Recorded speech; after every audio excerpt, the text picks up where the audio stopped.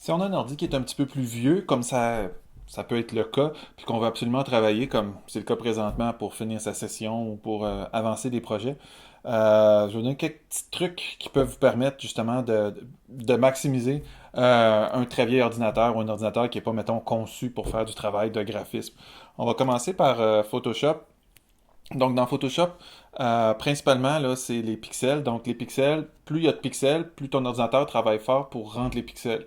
Donc, ce qu'on va faire, c'est qu'on va tenter de diminuer ce nombre de pixels-là dans la mesure où c'est possible, là, par rapport à ce qu'on a à livrer.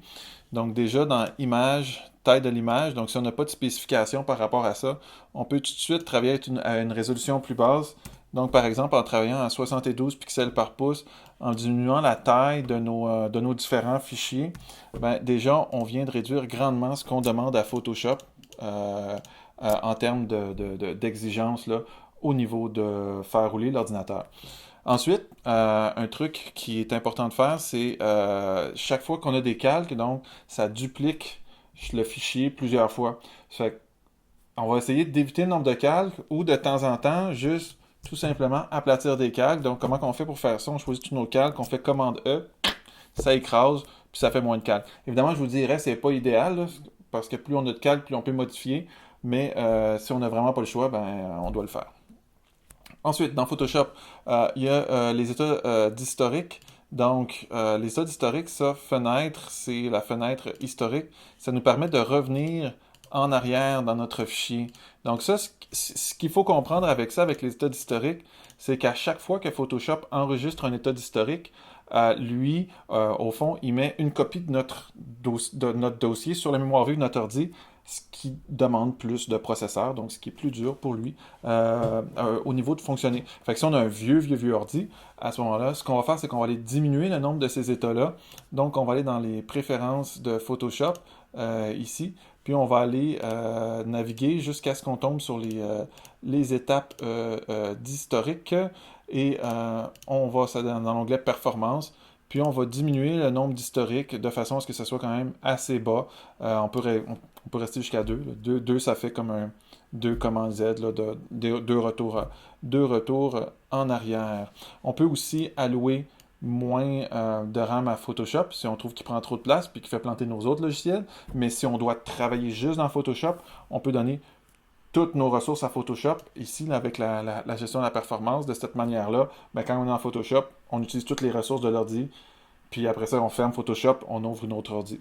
Évidemment aussi, utiliser le moins d'applications en même temps. On voit en ce moment, moi là, j'ai plusieurs applications d'ouvertes dans mon ordi.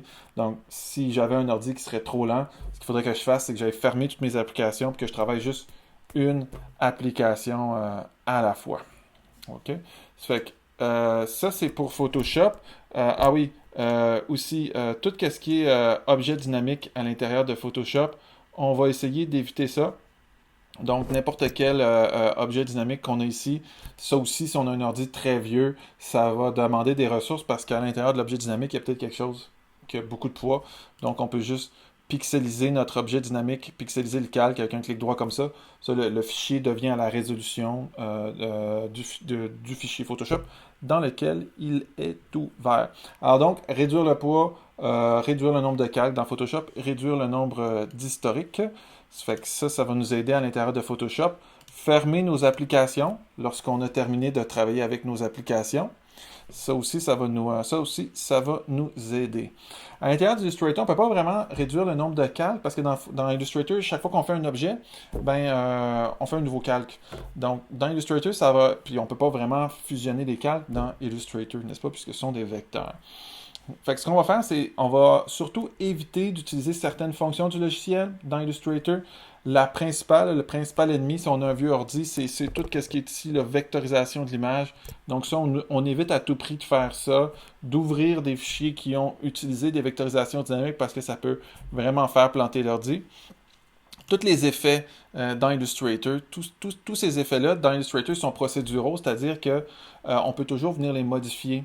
Donc, ce qu'on va faire, c'est qu'on va essayer d'éviter d'utiliser ces effets-là parce qu'ils vont toujours demander plus de ressources à mon ordinateur à chaque fois que je fais le rendu. Donc ça, malheureusement, je dois essayer d'éviter tous ces filtres-là à l'intérieur d'Illustrator. Finalement, à l'intérieur d'InDesign, comment je peux m'en sortir si j'ai un vieil ordi? Ben, je dirais ici tout simplement dans l'affichage, performance d'affichage, essayer de travailler en performance standard ou en affichage carrément rapide. Donc ça, en affichage rapide, on ne voit pas nos images, on voit juste le texte, puis encore le texte il n'est même pas aliasé, donc on ne voit même pas l'adoucissement du contour du texte. On travaille juste avec le minimum et de temps en temps, on s'en va pour voir si on est sur la bonne piste. On retourne dans nos préférences d'affichage, puis on met les qualités standards pour que ce soit mieux. Donc, c'est des petits trucs pour essayer peut-être de s'en sortir. Il y a certaines applications en ligne aussi, si ça vous est possible d'utiliser, comme Canva, par exemple, qui fait à peu près le même travail que Photoshop, mais en ligne à 72. Mais là, il faut voir est-ce que ça peut être compatible avec le travail que vous êtes en train de faire. Est-ce que c'est pour un prof? Est-ce que le prof vous permet d'utiliser ce logiciel-là? Donc, tout ça reste à valider, mais ça peut peut-être vous sauver dans certaines circonstances.